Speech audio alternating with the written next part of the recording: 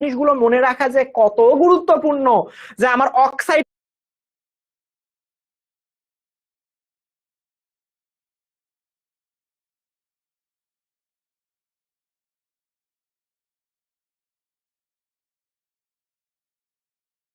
গুলো কোন ভাবে আলাদা করা হয়, তার পরবর্তীতে সালফাইড গুলো কোন পদ্ধতিতে আকরিক থেকে আলাদা করা হয়, অন্যান্য গুলো কোন পদ্ধতিতে আকরিক থেকে আলাদা করা হয় অথবা ঘনীকরণ করা হয়। ঠিক আছে, বুঝতে পারছেন আমার কথা?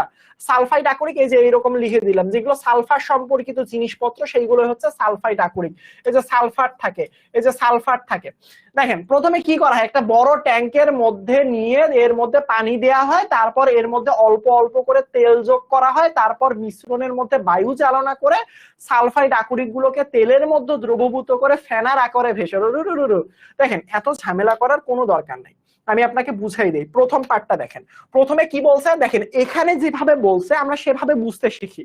তারা বলছে এই জায়গাটার মধ্যে, সেটা হচ্ছে প্রথমত বলছে একটি একটি বড় ট্যাঙ্কে আকরিক নিয়ে এর মধ্যে পানি দেয়া হয়। সো আমরা চলেন একটা বড় ট্যাঙ্ক নিয়ে নিই।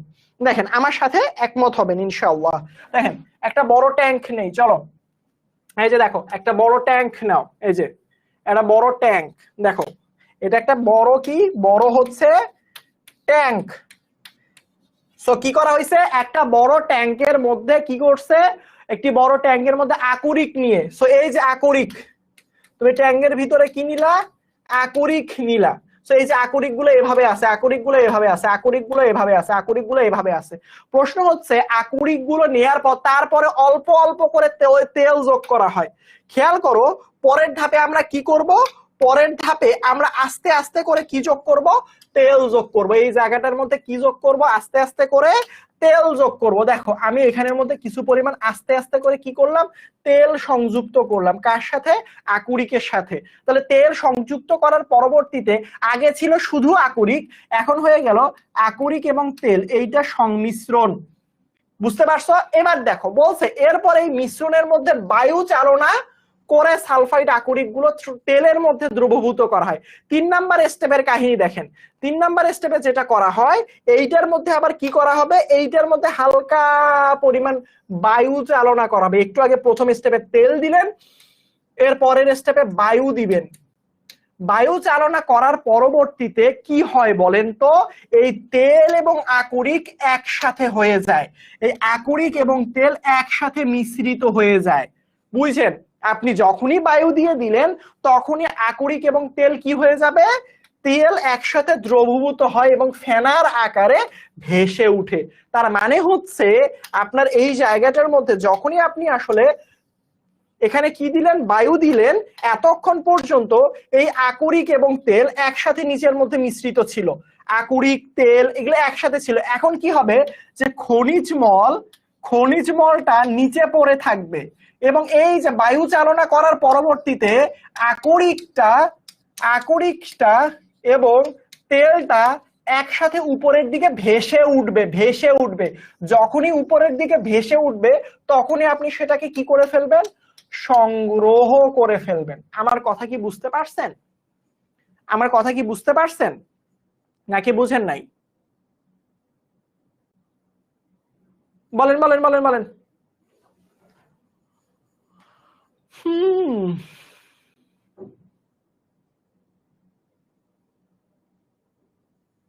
বলো বাবা, বুঝতে পারছো?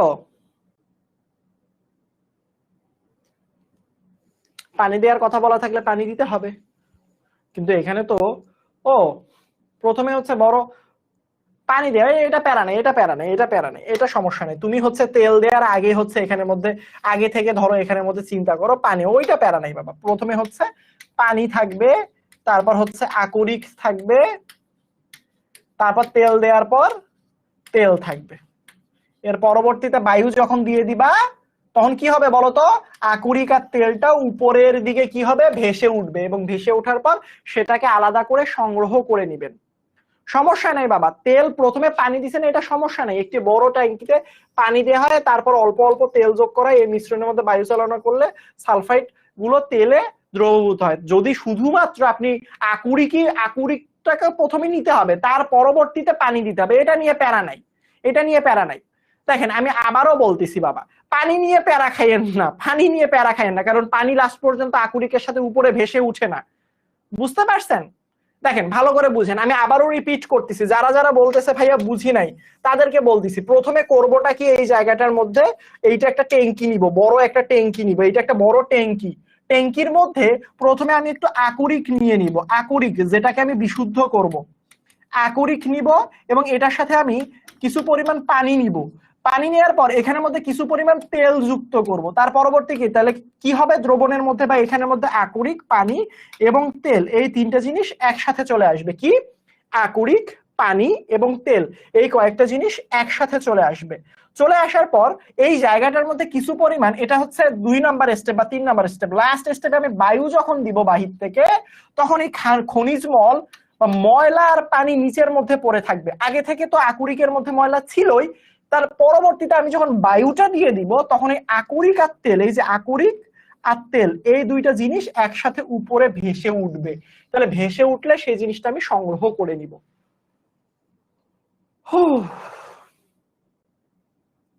তেল নিতে হবে কারণ তেলের ঘনত্ব কম, যার কারণে তেলটা পানির মধ্যে ভেসে উঠে, এবং কাকে নিয়ে ভেসে ওঠে, আকরিককে নিয়েই ভেসে উঠে।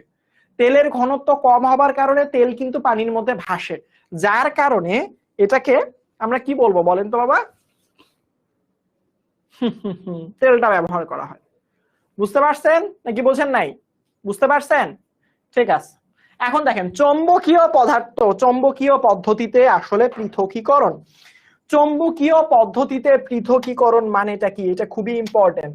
কি চৌম্বকীয় পদ্ধতিতে পৃথকীকরণ আমরা কিভাবে করব? দেখো, যখন খনিজ মল বা আকরিক এদের মধ্যে যে কোনো একটি চুম্বক দ্বারা আকর্ষিত হয় তখন এই পদ্ধতি ব্যবহার করা হয়, ভালো করে বুঝছেন কিন্তু।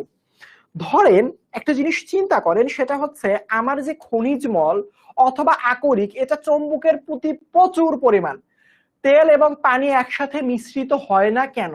তেল এবং পানি মিশ্রিত না হওয়ার অন্যতম কারণ হচ্ছে রাসায়নিক উপাদান। সো কোনো কিছু মিশ্রিত হবার জন্য তাদের পোলার যৌগ তৈরি হইতে হয়, পোলার যৌগ বা পোলারিটি। তেলের মধ্যে কোনো পোলারিটি নাই, যার কারণে পানির সাথে মিশ্রিত হয় না।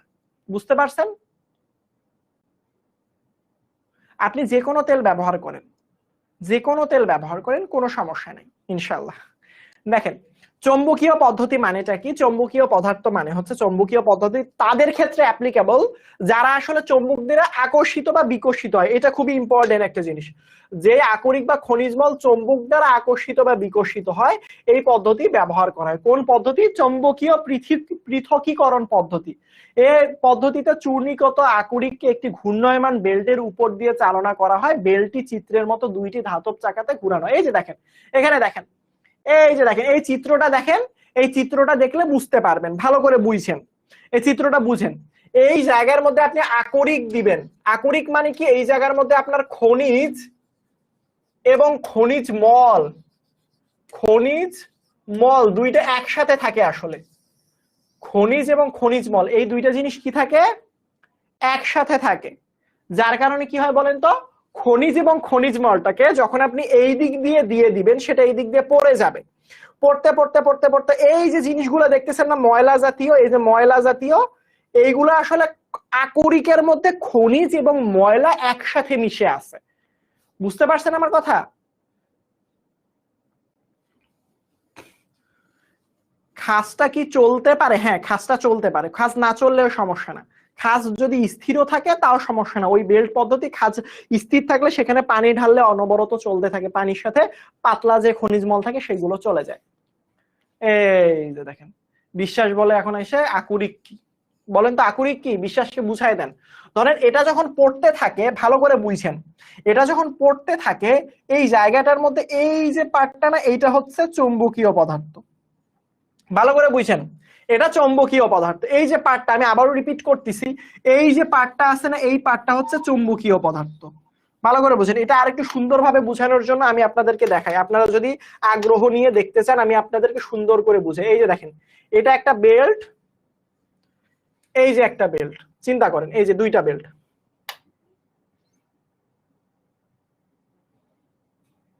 এখন দেখেন ওরকম কোনো কিছু নাই। দেখেন এখন দেখেন এই বেল্টটা আছে না, বেল্টটা আছে না, এই যে এই পার্টটা আছে না, এই পার্টটা, এই যে এটা আপনি চিন্তা করেন যে আপনার এখানের মধ্যে চুম্বক আছে, চুম্বক কি আছে, চুম্বক আছে। এখন কি করলেন, এই সাইড দিয়ে এইটা হচ্ছে পুরাটা বেল্ট, এটা হচ্ছে পুরাটা বেল্ট, বেল্টটা এমনে ঘুরে। ভালো করে লক্ষ্য করেন, এই চুম্বক আছে এখানে, ভালো করে বুঝছেন, কিন্তু এখানে কি আছে, চুম্বক আছে। সো যখন চাকাটা ঘুরতে থাকে, আমি যখন এখানে আকরিক দেই, আকরিকের মধ্যে দুই ধরনের পদার্থ থাকবে। একটা হচ্ছে এই যে দেখেন, একটা নীল, মানে এটা আকরিক পদার্থ, এটা আকরিক পদার্থ, এটা আকরিক, এটা আকরিক পদার্থ, এটা আকরিক পদার্থ। এটা নীলটাকে কি বললাম, এটা নীলটাকে বলবো আকরিক, বা যেটা আসলে আপনার খনিজ। এবং এটার সাথে কিছু পরিমাণ খনিজ মল মিশ্রিত থাকে, এই যে এরকম, এই যে এরকম, এই যে এইরকম, এই যে এগুলোকে, সবুজগুলাকে কি বলবো, খনিজ মল বলবো। কি বলবো, খনিজ মল বলবো।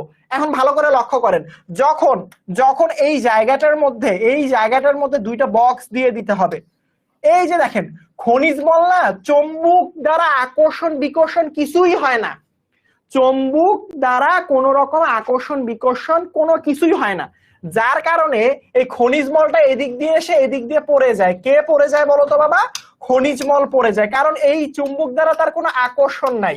কিন্তু আপনি চিন্তা করেন, এই যে আকরিকটা যেহেতু চুম্বকের আকর্ষণ করে, চুম্বক আকর্ষণ করে, চুম্বক কি করে, চুম্বককে আকর্ষণ করে, চুম্বককে আকর্ষণ করে, তাই এই জায়গাটার মধ্যে এটা আটকে থাকবে, এই যে আটকে থাকবে, এই যে আটকে থাকবে, এই যে আটকে থাকবে, চুম্বকটা এইভাবে আটকে থাকবে, আটকে আটকে আটকে আটকে যখন এসে এই প্রান্তটা শেষ হয়ে যাবে, ঠাস করে নিচে পড়ে যাবে। বুঝতে পারছেন আমার কথা? তখন কি হবে বলেন তো, তখন নিচের মধ্যে পড়ে যাবে। এই জিনিসটা ঘুরতে ঘুরতে ঘুরতে ঘুরতে ঘুরতে ঘুরতে ঘুরতে ঘুরতে কি হবে বলতো বাবা, ঘুরতে ঘুরতে ঘুরতে ঘুরতে নিচে পড়ে যাবে। আমি কি বুঝাইতে পারছি নাকি বুঝাইতে পারি নাই বলেন তো?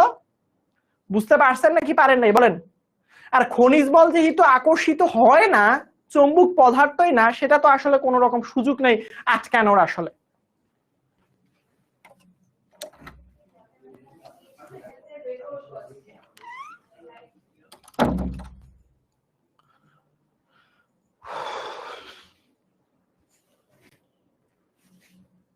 এই কথা কি বুঝতে পারছো?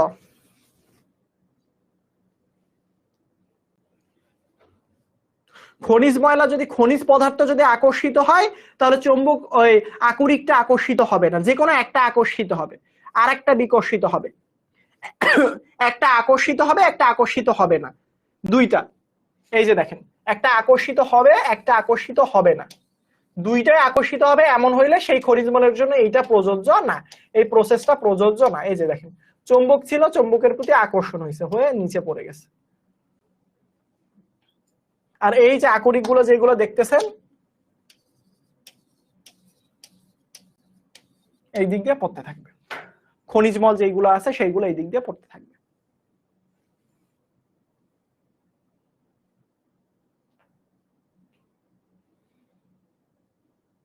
না, দুইটাই চৌম্বকীয় পদার্থকে আকর্ষণ করার কোনো উপায় নাই, কোনো উপায় নাই বাবা, দুইটাই কখনো আকর্ষিত করবে না। এই জায়গার মধ্যে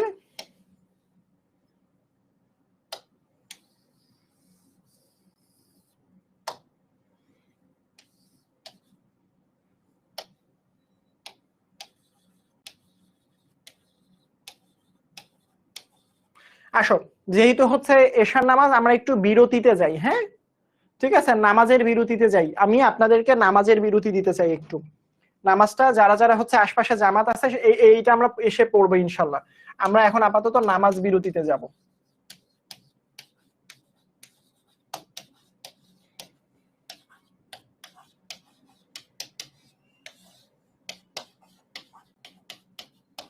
ব্যাক করব কয়টাতে, এখন বাজে 34, 7:44 ব্যাক করব। ঠিক আছে, নামাজ বিরতির পর ইনশাল্লাহ ফিরে আসব। সবাই কিন্তু অবশ্যই অবশ্যই থাকবেন, আমি লাখ টাকার প্রশ্নের উত্তর দিতে চাই, আগুন কেন পানি দিয়ে নিভানো হয়, কেমন? সবাই থাকবেন, আল্লাহ হাফেজ।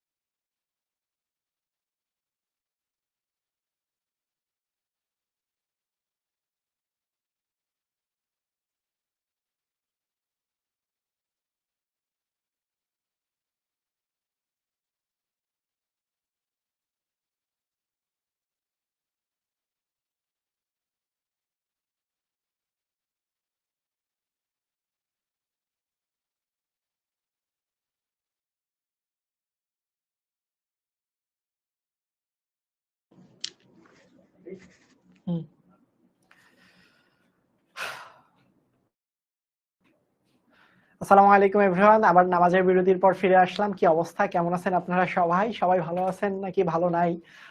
আগুন দিয়ে পানি নিভায় নাকি পানি দিয়ে আগুন নিভায়? এই প্রশ্নটার উত্তর অবশ্যই সবারই অনেকে জানার আগ্রহ আছে যে ভাইয়া কোনটা দিয়ে কোনটা নিভানো হয়। তবে এইগুলো নিভানিভির হিসাব পরবর্তীতে আমরা করব। আজকে চুম্বকীয় পদ্ধতিটা আগে শেষ করে ফেলি। চুম্বকীয় পদ্ধতিটা আমি বুঝিয়েছিলাম, যারা যারা বুঝেন নাই অবশ্যই ইনশাল্লাহ বুঝে নিবেন, দেখে নিবেন। না বুঝলে আমাকে বলে ফেলবেন, কোনো সমস্যা নাই। বাট এখানের মধ্যে এমসিকিউতে খুবই ইম্পর্টেন্ট একটা প্রশ্ন, সেটা হচ্ছে চৌম্বকীয় পদার্থতে কোন যৌগটাকে আসলে আলাদা করা হয়। সবসময় মনে রাখবা চৌম্বকীয় পদার্থের, ভালো করে আমি আবারও রিপিট করতেছি, চৌম্বকীয় টাইপের পদার্থ মানে পৃথকীকরণের ক্ষেত্রে কোন সকল যৌগ এটা করা হয়, কোন যৌগ বা কোন সকল যৌগ চৌম্বকীয় পদ্ধতিতে পৃথক করা হয়। এটার একটাই উত্তর দিব, যাদের পারমাণবিক সংখ্যা, আমি আবারও রিপিট করতেছি, যাদের পারমাণবিক বয়সের বিয়ার ক, যাদের পারমাণবিক সংখ্যা, আমি আবারও রিপিট করতেছি, যাদের পারমাণবিক সংখ্যা 22 থেকে 29 এর মধ্যে তারা আসলে দেয়, তারা আসলে এইরকম টাইপের চৌম্বকীয় পদার্থের পৃথকীকরণে আসলে জিনিসপত্রগুলো দেখায়। এখন এখানের মধ্যে একটা জিনিস লক্ষ্য করেন যে আপনি এখানে দেখেন এই যে চৌম্বকীয় পদার্থটা খেয়াল করেন, অক্সিজেন বাদ বাবা পরের পার্ট শেষ, প্রথমের পার্টটুকু দেখবেন, এখানে প্রথম পার্ট দেখেন আয়রন, যার পারমাণবিক সংখ্যা কত 26। এখানে দেখেন ক্রোমিয়াম, যার পারমাণবিক সংখ্যা কত 24। তার মানে এই জায়গার মধ্যে যে দেখেন যে চৌম্বকীয় পদ্ধতিতে কোনগুলো পৃথক করা হয়, প্রথমের দিকে খেয়াল করবেন আয়রন আছে কিনা, ক্রোমিয়াম আছে কিনা, টাইটেনিয়াম আছে কিনা, কোবাল্ট আছে কিনা, এই টাইপের যৌগগুলো বা এই টাইপের মৌলগুলো আগে খুঁজে বের করার চেষ্টা করবেন। আগের স্লাইড বলতে কি এই স্লাইডের কথা বলছেন আপনি? এই স্লাইডের কথা আমি জানি না, আপনি আগের স্লাইড বলতে কোন স্লাইড বুঝাইছেন? এইটা স্লাইড আমি জানি না আসলে কত নাম্বার স্লাইড, একটু নাম্বারটা বলবেন, অথবা স্লাইড নিয়ে কখনোই প্যারা খাবেন না। যেহেতু আমাদের ক্লাসটা অবশ্যই রেকর্ডেড ক্লাস, তাই আমরা কি করব, যদি কখনো কোনো স্লাইডের প্রয়োজন হয় ওই মিনিটটুকু বা ওই সময়টুকু খাতার মধ্যে পেজের মধ্যে লিখে রাখবো এবং স্লাইড নাম্বারটাও পেজের মধ্যে লিখে রাখবো। পরবর্তীতে ক্লাস শেষ হয়ে যাওয়ার পরবর্তীতে ওই পেজ নাম্বারটা খুলবো, খোলার পরবর্তীতে দেখবো যে ওই মিনিটটাতে আসলে কত নাম্বার স্লাইডে ভাইয়া পড়াচ্ছিলেন, ওই স্লাইডটা তখন স্ক্রিনশট বা যা ইচ্ছা করে নেন, কোনো সমস্যা নেই। আচ্ছা, সো দেখেন এখানের মধ্যে সবসময় মনে রাখতে হবে ক্রোমাইটের সংকেতের মধ্যেও দেখেন কি আছে 22 থেকে 29, আয়রন অক্সাইড, ক্রোমিয়াম অক্সাইড, এই যে এটা খুবই ইম্পর্টেন্ট ক্রোমাইটের সংকেত। আর একটা হচ্ছে রুটাইল হচ্ছে টাইটেনিয়াম অক্সাইড, এর মতো চৌম্বক ধর্ম বিশিষ্ট আকরিক থেকে খনিজ মল অপসারণের করার জন্য চৌম্বকীয় পৃথকীকরণ পদ্ধতি প্রয়োগ করা হয়। আশা করি এটা বুঝতে পারছেন আপনারা। তার মানে কি হবে, ক্রোমাইট হবে, তার পরবর্তীতে কি হবে, রুটাইল হবে। ক্রোমাইট হবে, এর পরবর্তীতে কি হবে, রুটাইল হবে। এবং এই দুইটা উদাহরণ মনে রাখার জন্য বইয়ের মধ্যে উপরে ট্রিপল স্টার দিয়ে দেন, এগুলো খুবই ইম্পর্টেন্ট। বুঝতে পারছেন? দেখেন এখানের মধ্যে এটা পারমাণবিক সংখ্যা স্ক্যান্ডিয়াম টাইটেনিয়াম মানে 22 বোঝানো হয়।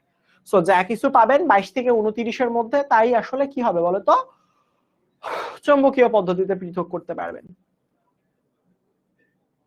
চুম্বক সব পদার্থকে আকর্ষণ করে না, কারণ চুম্বক বিশেষ কিছু জিনিসকে আকর্ষণ করে যাদের মধ্যে চুম্বকীয় ধর্ম থাকে। এখন আমি এই প্রশ্নটার উত্তরটা যদি আমি আপনাকে দেই যে ভাইয়া আপনি বলেন তো বিসিএস ক্যাডারের প্রশ্ন এসএসসি পরীক্ষাতে আসে না কেন? কারণ আসলে একটা লেভেল লাগে। এসএসসি পরীক্ষার প্রশ্ন পিএসসি পরীক্ষাতে আসে না কেন? কারণ দুইটা সেম জিনিস না। সেম ভাবে চৌম্বককে আকর্ষণ বা বিকর্ষণ করার জন্য ওই চৌম্বক টাইপের মানে চৌম্বক আকর্ষণ বিকর্ষণ করার জন্য চৌম্বকই লাগবে, বাট তার হয়তো বা বিপরীত যদি মেরু পাই, তাহলে এটা একটা চৌম্বক এটা একটা চৌম্বক, তার বিপরীত মেরু থাকলে আকর্ষণ করবে, একই মেরু থাকলে বিকর্ষিত করবে। সো এই যে এটাও যেহেতু চৌম্বক এটাও যেহেতু চৌম্বক, দুইটারই চৌম্বক হইতে হবে। ঠিক আছে, বুঝা গেছে? আচ্ছা, এখন দেখেন রাসায়নিক পদ্ধতির মধ্যে বেশ কিছু জিনিসপত্র আছে যেগুলো মনে রাখা খুবই গুরুত্বপূর্ণ। এখন দেখেন রাসায়নিক পদ্ধতিটা পড়ি আমরা, যে ধরেন যে রাসায়নিক পদ্ধতিটা কার জন্য ইম্পর্টেন্ট, যেগুলো আমরা রাসায়নিক ভাবে বিক্রিয়া করার মাধ্যমে আমরা আসলে জিনিসগুলো পেতে পারি। যেমন আমি আপনাদেরকে রিডিং পড়ায় দেখাই দিই, যে সকল ক্ষেত্রে কোনো পদার্থ আকরিক বা খনিজ মল যে কোনো একটির সাথে বিক্রিয়া করে কিন্তু অন্যটির সাথে বিক্রিয়া করে না, সে সকল ক্ষেত্রে আকরিক বা খনিজ মল অপসারণ করার জন্য রাসায়নিক পদ্ধতি প্রয়োগ করা হয়। যেমন আমি আপনাদেরকে এইটা লাইনের অর্থটা যদি বুঝাই দেই, তাহলে একটা জিনিস দেখেন, ধরেন আমার যে কোনো এখানের মধ্যে আকরিক আছে, দেখেন আকরিক আছে, এই জায়গার মধ্যে খনিজ মল আছে, এখন এই জায়গাটার মধ্যে যে কোনো একটা পদার্থ আমি ধরো এক্স দিয়ে দিলাম, ভালো করে বুঝো এই এক্সটা করলোটা কি, এই এক্স, এই যে কন্ডিশন হচ্ছে এই এক্স হয় এর সাথে বিক্রিয়া করবে নয়তো বা এর সাথে বিক্রিয়া করবে।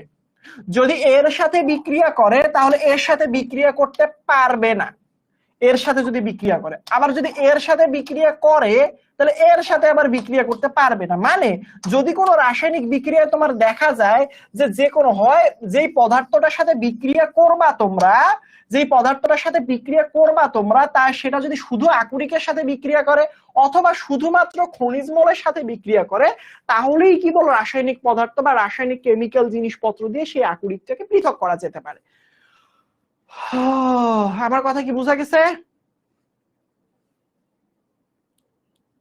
কথা কি বোঝা গেছে কি বুঝা যায় রে?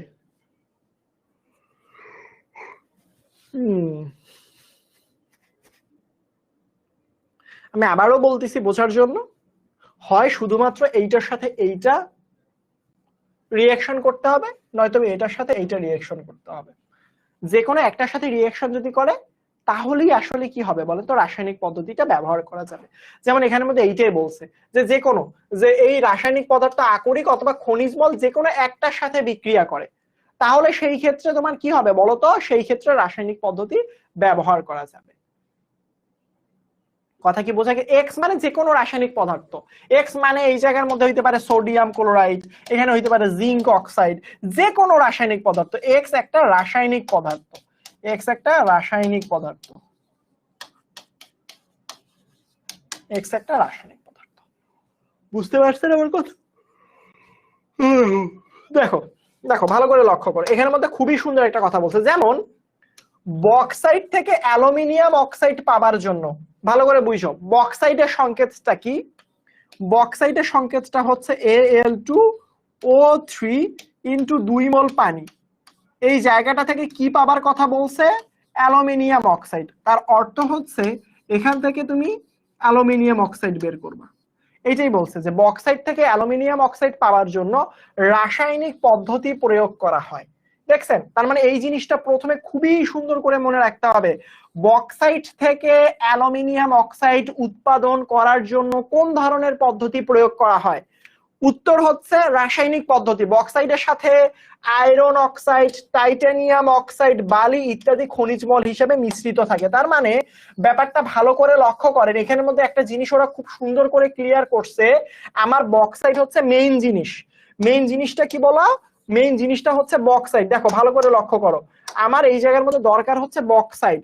এখন প্রশ্ন হচ্ছে এই বক্সাইটটার সাথে, বক্সাইট তো থাকেই, বক্সাইট থাকে, বক্সাইটটার সাথে অপদ্রব্য থাকে। কি কি থাকে বলতো, আয়রন অক্সাইড। আয়রন অক্সাইড মানে কি, এই যে দেখো আয়রন অক্সাইড থাকতে পারে ময়লা হিসেবে। তার পরবর্তীতে কি বলছে, টাইটানিয়াম অক্সাইড, তার মানে টাইটানিয়াম অক্সাইড থাকতে পারে। এর পরবর্তীতে বালি, বালি মানে কি, বালি সংকেত তো সবাই জানেন, বালি মানে সিলিকন ডাই অক্সাইড ইত্যাদি মিশ্রিত থাকে। এইগুলাই বলছে, এইটা মনে রাখা খুবই গুরুত্বপূর্ণ। এই যে বক্সাইডের সাথে কোন সকল জিনিস মিশ্রিত থাকে, আয়রন অক্সাইড, টাইটানিয়াম অক্সাইড এবং সিলিকন ডাই অক্সাইড, এইটা তিনটা জিনিস কি থাকে, মিশ্রিত থাকে। এখন বলছে এই যে দেখেন এদের মধ্যে দেখেন খনিজ মল হিসেবে এই তিনটা জিনিস খুবই ইম্পর্টেন্ট, এই জিনিসগুলো খনিজ মল হিসেবে থাকে, খনিজ মল হিসেবে থাকে মিশ্রিত। দেখো বক্সাইডের মধ্যে সোডিয়াম হাইড্রো অক্সাইড যোগ করে উত্তপ্ত করলে বক্সাইডের অ্যালুমিনিয়াম অক্সাইডের সাথে সোডিয়াম হাইড্রো অক্সাইড বিক্রিয়া করে অ্যালুমিনিয়াম, সোডিয়াম অ্যালুমিনেট এবং পানি উৎপাদন করে। যেমন আমি তোমাকে বলি প্রথমে, তাহলে প্রথম ধাপে কি করবা, আমি যে বললাম ভালো করে বুঝো, ভালো করে লক্ষ্য করো। এই জায়গাটার মধ্যে আমি কি করব, আমার শর্ত কি ছিল যে এক্স শুধুমাত্র আকরিক অথবা খনিজ মলের সাথে বিক্রিয়া করবে।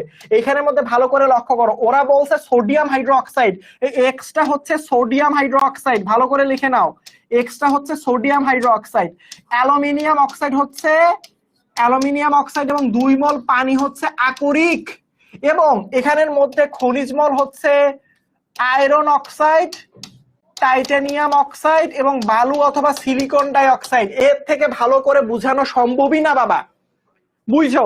এখন ওরা বলছে এই সোডিয়াম হাইড্রোক্সাইড যেহেতু একটা যৌগ, এ শুধুমাত্র আকরিক অথবা শুধুমাত্র খনিজ মলের সাথে বিক্রিয়া করবে।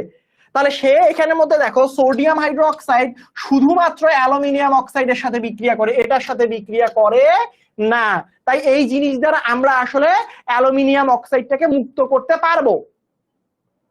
বুঝতে পারছেন? বুঝতে পারছেন আমার কথা? বুঝতে পারছেন? তার মানে এখানে শুধু বিক্রিয়া হবে এই দুইটাতে, এই খনিজ মলের সাথে কোনো রকম রিঅ্যাকশন হবে না। তাই এখানের মধ্যে ভালো করে লক্ষ্য করেন, এই যে দেখেন অ্যালুমিনিয়াম অক্সাইড তোমার হচ্ছে গিয়ে তোমার কি বলে বক্সাইড, বক্সাইডের সাথে সোডিয়াম হাইড্রোক্সাইড বিক্রিয়া করে সোডিয়াম অ্যালুমিনেট উৎপন্ন করছে এবং 3 মল পানি উৎপাদন করছে। এই পর্যন্ত কি আপনারা সবাই বুঝতে পারছেন? আমার মাথা ঘুরাচ্ছে, স্কিন যে কেন আটকায় যায় এটাই তো বুঝি না।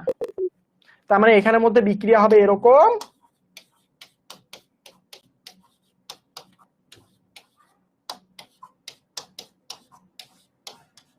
এরকম, দেখছেন এই যে এই বিক্রিয়াটা। তাহলে এখান থেকে দেখেন কি কি আসবে, সোডিয়াম, এই যে দেখেন এই সোডিয়াম, এখান থেকে একটা অ্যালুমিনিয়াম আর হচ্ছে 2টা অক্সিজেন। তার মানে এখান থেকে এই যে এরা 3 জন মিলে সোডিয়াম অ্যালুমিনেট উৎপন্ন করবে, এবং এই যে পানিটা ছিল আগে থেকে 2 মল, ওই যে এটা হয়ে যাবে এই জায়গার মধ্যে, এই জায়গার মধ্যে থেকে একটা অক্সিজেন, এখান থেকে হাইড্রোজেন চলে এসে 3 মল পানি উৎপন্ন করবে। এটা এমনিতে জাস্ট দেখে রাখবেন।